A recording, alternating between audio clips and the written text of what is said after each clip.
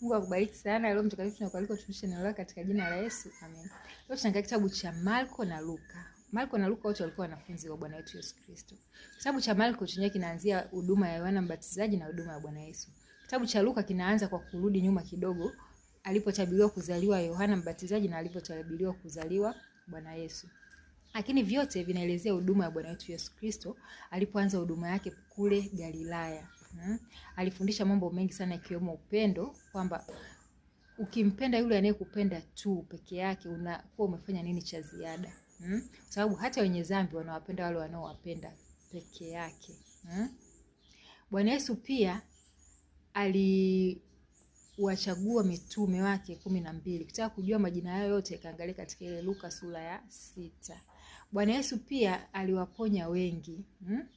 Akiwemo yule mwanamke alikuwa akitoka damu miaka mingi, alimponya yule mwanaume ambaye alikuwa amepooza, ambaye ndugu zake walimpitisha dalini mpaka akamfikia Bwana Yesu. Alimponya pia kipofu Bartimayo na wengine wengi. Bwana Yesu alimfufua kijana wa Naini na binti wa Yairo. Pia tunaona Bwana Yesu alitoa mapepo kwa watu wengi, akiwemo yule mwanaume wa nchi ya Wagerasi. Bwana Yesu katika ile kitabu cha Marko sura ya 13 anawaeleza kwa habari ya siku za mwisho, akiwasisitiza kuhusu kukesha, kwamba ile siku isije kawakuta wakiwa wamelala, akimaanisha usingizi wa kiimani, kwamba imani zao inabidi ziwe hai siku zote. Bwana Yesu aliingia Yerusalemu kwa shangwe.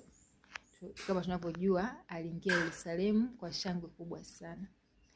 Pia Bwana Yesu alisulubiwa, akasema Bwana, siku zake zilipofika alisulubiwa, akasema Bwana uwasamehe kwa sababu hawajui walitendalo. Bwana Yesu alikufa, alizikwa, alifufuka siku ya 3. Alipofufuka aliwatokea wanafunzi wake, na baada ya hapo alipaa mbinguni.